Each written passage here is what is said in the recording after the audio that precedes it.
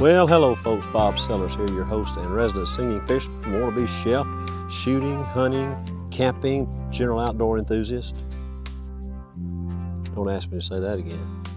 I'm back on the range today, and yes, YouTube, this is a safe range and no children involved. They give us a hard time over that.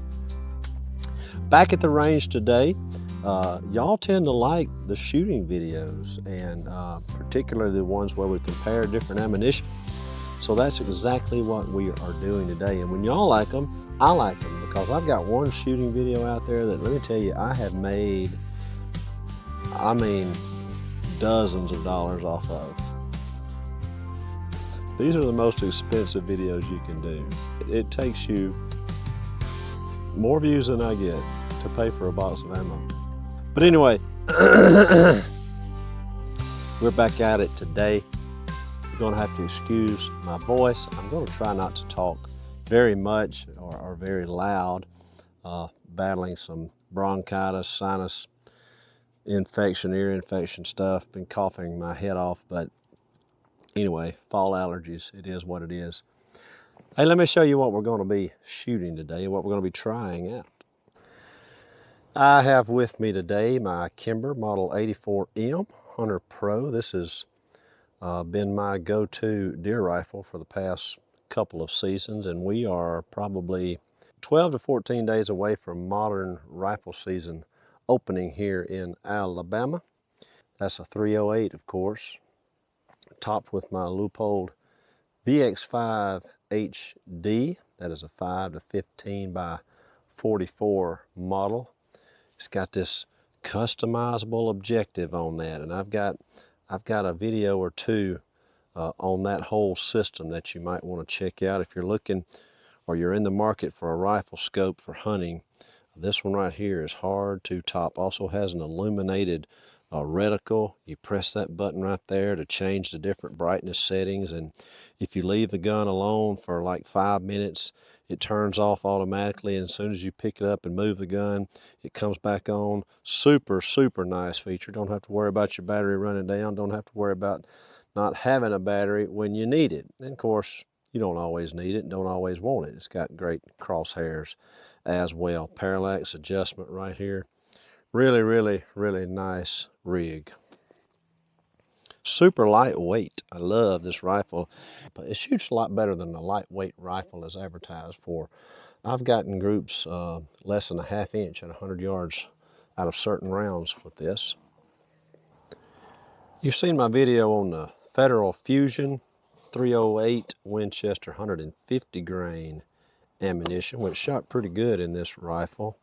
Well, today's video is on a new offering from Federal.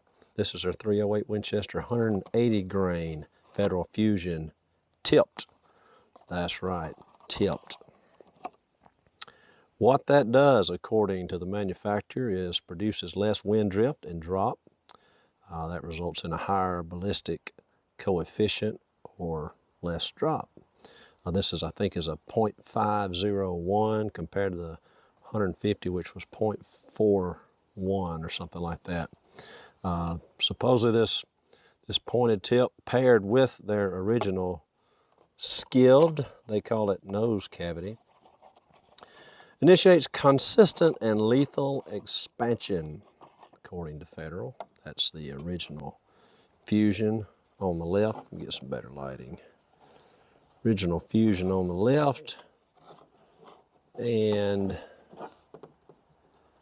the new Fusion tipped on the right. Slick looking cartridge, of course, like all Federals. It's got that little touch of blue around the primer. That's some type of factory sealant, which can't be a bad idea. Copper jackets on these Fusions are electrochemically bonded to the core. That's what makes these Fusion offerings so popular, because the original Fusion here has got some of the greatest weight retention in its class. It's very comparable to something like a Nosler partition, because it's the lead core and the copper jacket are molecularly bonded. What that means, I don't know, but it means it's bonded and it holds its weight. You can recover this bullet from downrange in an animal or ballistics gel at 100 yards, and it'll weigh 98, 99% of what it did before it ever left the barrel. That makes for deeper penetration and that sort of thing as well. So this is a brand new deal. Let me see what all, I'm gonna go to their website here. See what all offerings they have. They've got it in a 6.5 Creedmoor. Oh, by the way, I paid, I believe it was $37.99 a box for this, which sounds kind of high, but relative to a lot of stuff in today's market, that's not too bad. That's not too bad. As you know, I settled on my shooting, my hunting round of choice for this particular rifle in this scope on the Hornady 150 grain interlock because it shot the most accurate out of this rifle, and not the most accurate, but almost the most accurate, and it's like $29.99 a box in most places. So super cheap relative to a lot of other rifle rounds, and that's a great bullet as well. That's why I had Leupold make my custom dial for this scope based on it. My rifle has generally not preferred the heavier rounds, especially something like a 165. It doesn't do well in it at all. 180 grains have done a little bit better, so I'm hoping this will be a little bit better. Okay, back to the offerings here. 6.5 Creedmoor in a 140 grain round. They've got it in a 300 Win Mag in 180 grain, 270 Winchester, 150 grain. 308, of course, 180, 30-06, 180, and a 6.5 PRC, 140, 7mm Remington Magnum in 175 grain. Now look at that. Those are listed on Federal site for $70.99 a box. Let me see what those 308s are listed for on here. So they're listed at $52.99, so I don't know if they were doing a deal or what, but that's kind of more like I would have expected to pay. But like I said, $37.99 for this box at Academy. So maybe I can find some 7 mags for about $20 below listing, or $15 at least. $70.99. 7mm PRC 175 grain. So that looks like all of the offerings that they have so far in this Federal Fusion tipped. Really a slick box. There's the original Federal Fusion boxes on the left here, and then the darker Federal Fusion tipped. Got the little molecular deal there. I guess they are using that as a branding for their molecular fusion, their molecular fusing technology. Back of the box looks like that right there. Shows you some basic ballistics. Says velocity at the muzzle is 2,600. 100 yards, 2426. To 300 yards, 2,099. Energy at the muzzle, 2,702. Look there, out to 500 yards, still 1,292 foot-pounds of energy at 500 yards. That's pretty good wallop right there. Zeroed at 100 yards, it results in a 4.4 inch drop at 200. 15, almost a little over 15 and a half at 300. Zeroed at 200 yards, you'd want to be 2.2 inches high at 100, and then at 300 you'd be only 9 inches low. I'm excited to see how it'll group in this gun. Of course, I haven't shot today. We're starting with a cold barrel. I'm just going to fire 3 shots off here and see what happens. Here we go. Always use good ear protection, folks. You've only got one pair of ears to last you for Oh, hopefully about 100 years, right? A quick check of my range here. I'm not quite at the end of the barrel, but 98.5 yards right there, so that's really close to 100. Gotten several tips from some of you viewers on my shooting, so I'm going to try to exercise some of those today. I'm on a much better rest. Of course, I've got my Caldwell DFT2 lead sled here, which makes for a rock solid rest.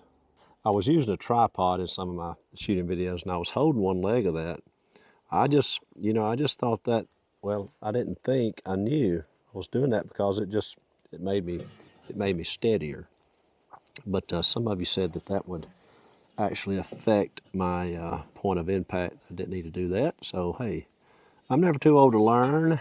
I know some of you are maybe not as keen on stuff as you'd lead everybody to believe, but I know a lot of you have a lot more experience than I do. So don't ever get to where you think you know it all, folks.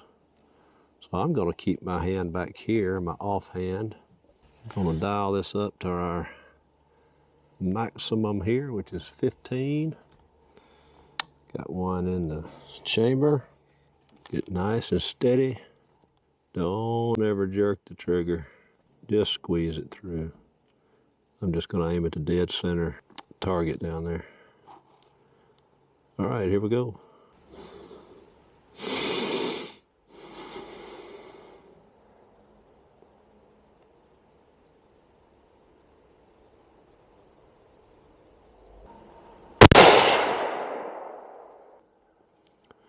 All right, round one. We got 2,591 feet per second out there on my chronograph, which is about 20 feet from the muzzle here.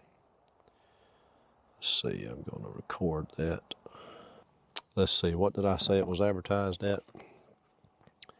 Muzzle velocity 2,600. So that's quite close. Let's see if we can hit 2,600. We'll either go up or down a little bit. All right, round two.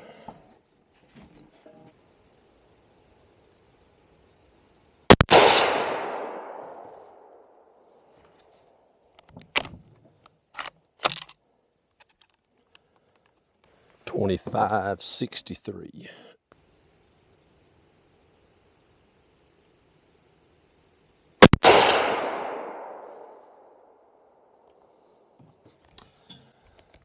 You can tell from here, it's not a bad group. Not a bad group at all. Let's get a little exercise in and go check it out.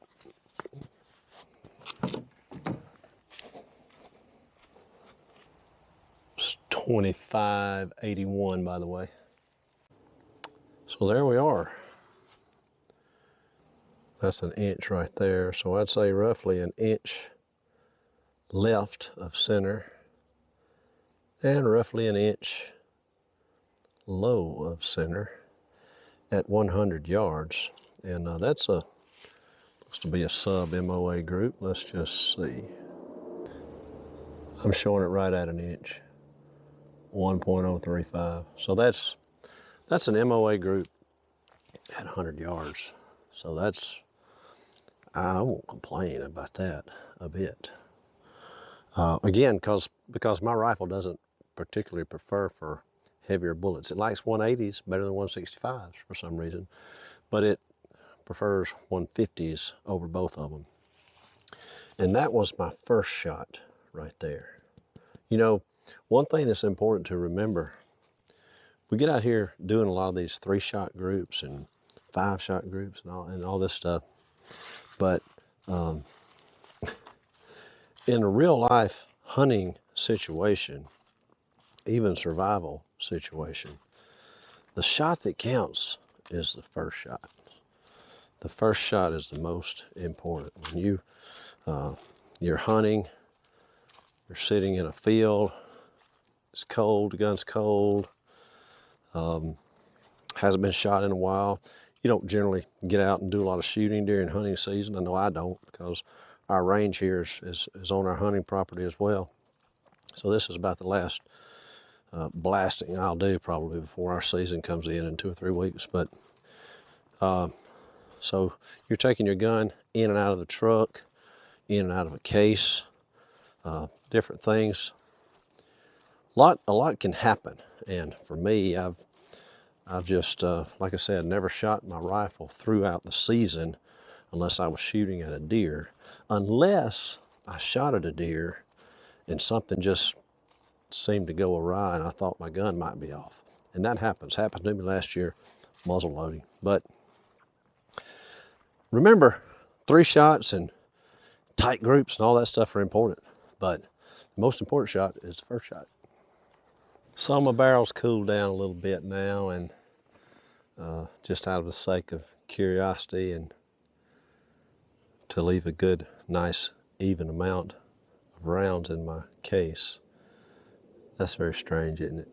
I'm a little OCD about everything, but and because I love shooting, I'm gonna send 2 more rounds down range and see what happens.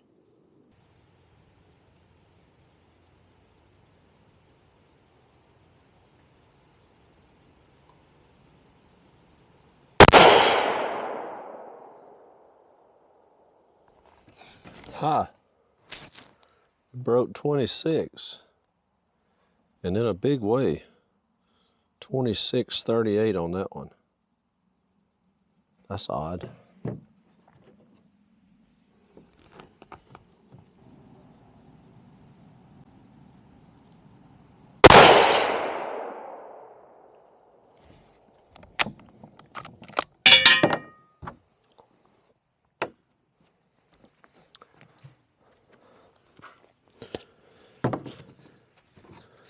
$26.12.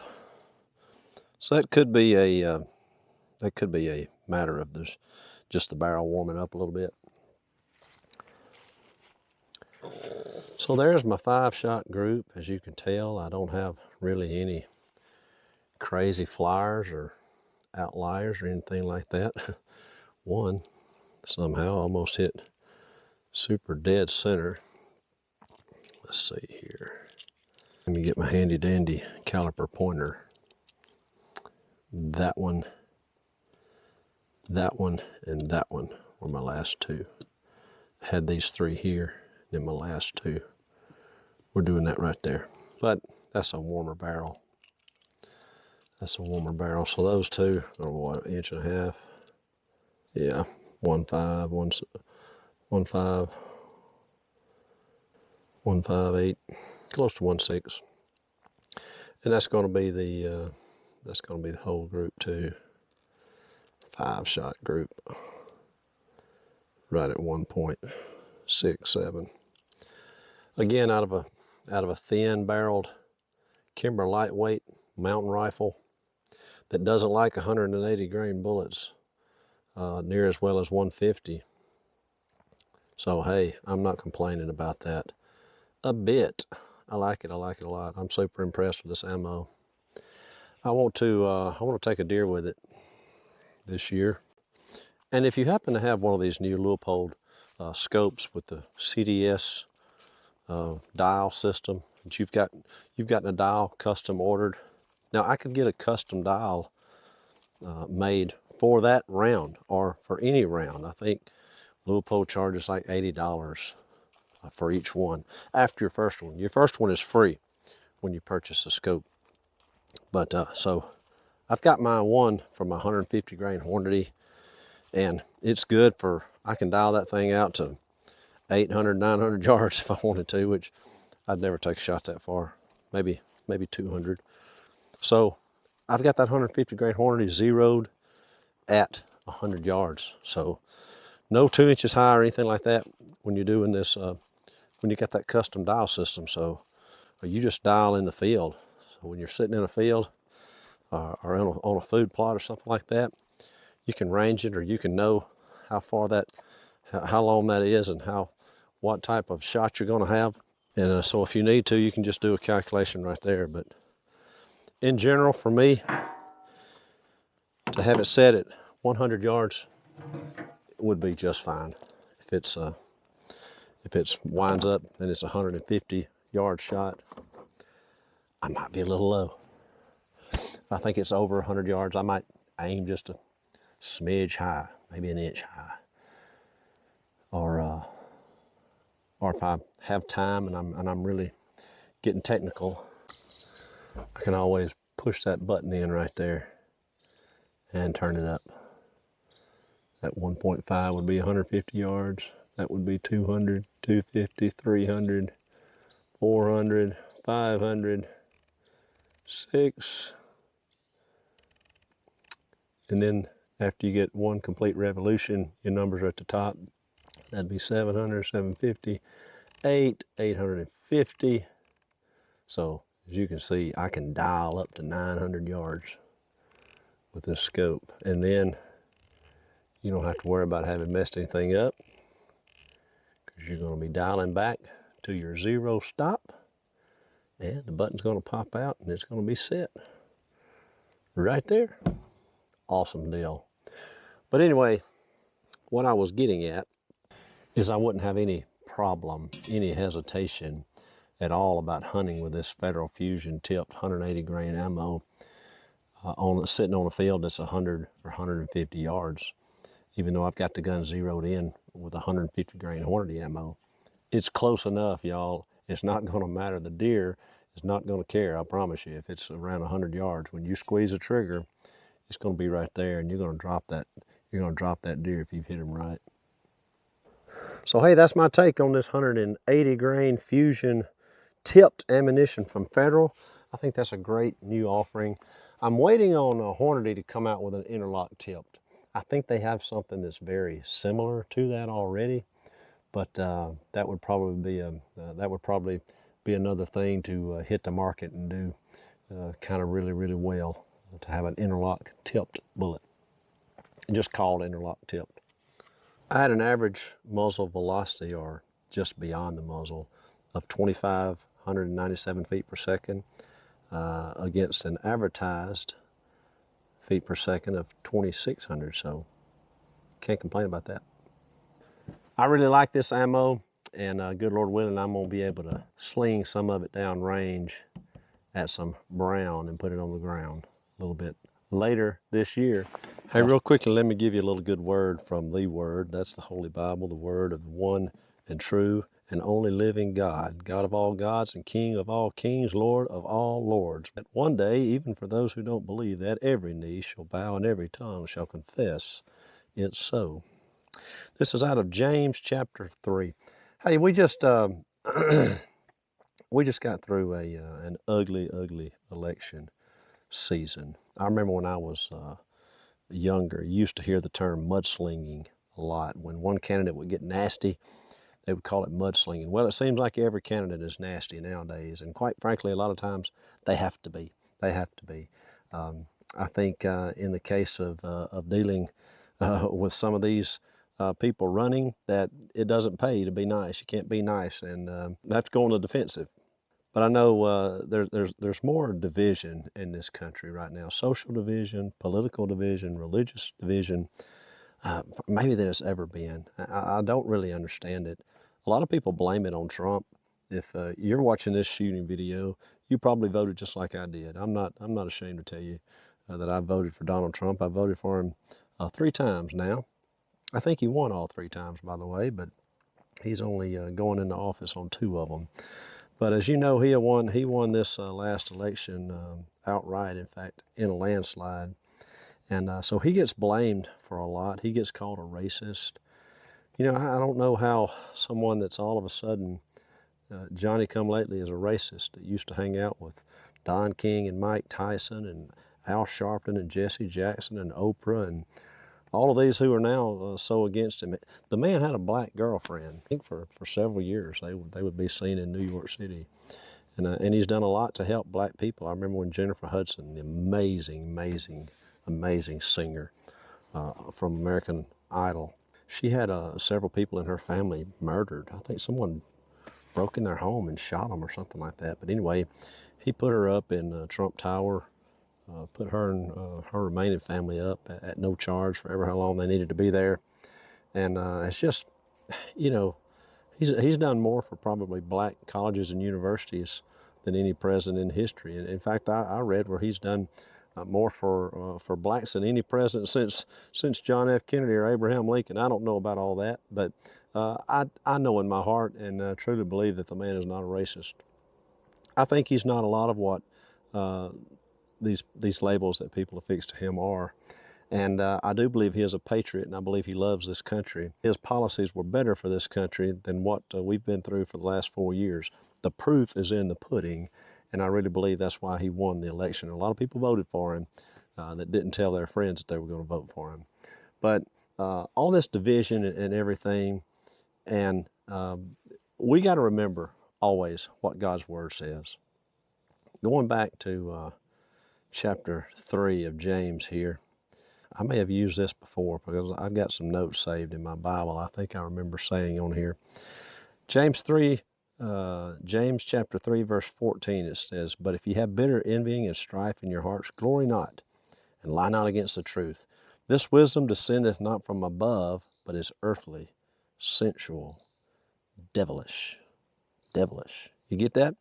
Bitter envying and strife in your hearts, that's not from God, it's from the devil.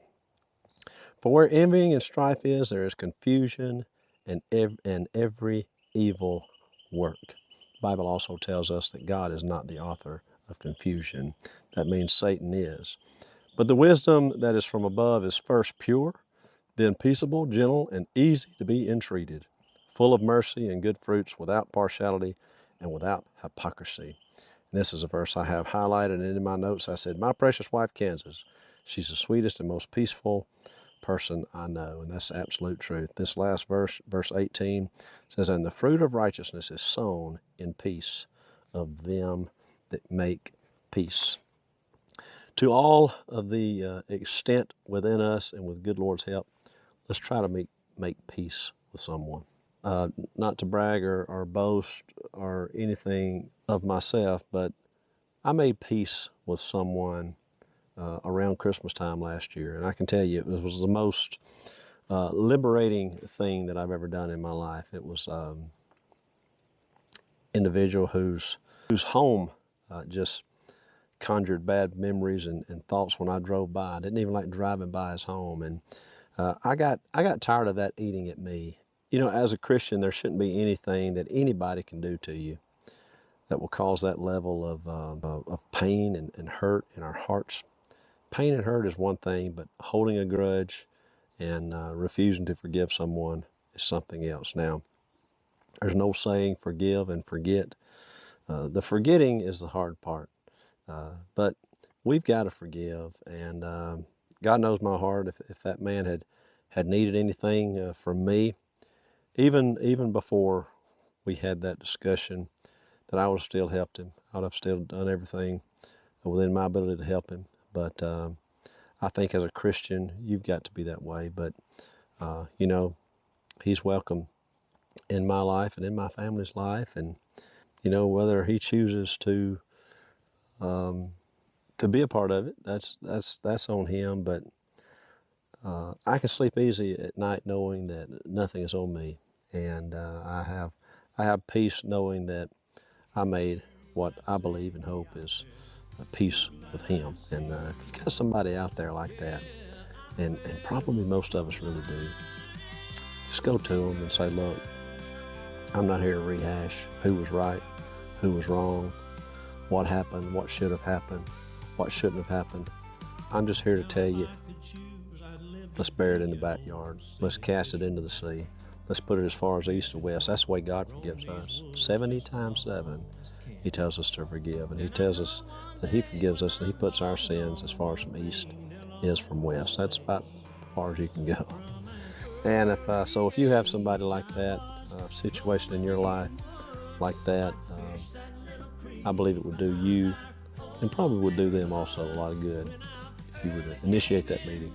Make things right. Make peace. As always, hope you'll like and subscribe to this channel. I put a lot of time and effort and expense into this. Hey, maybe the least you can do is give me a thumbs up, hit that like button. But subscriptions are free, don't cost a thing. And I greatly appreciate each and every one of you and everything you do for our channel. May the good Lord bless you. Just know wherever you are, God loves you. And so is this old saying, fisherman, shooter, etc. Bye-bye.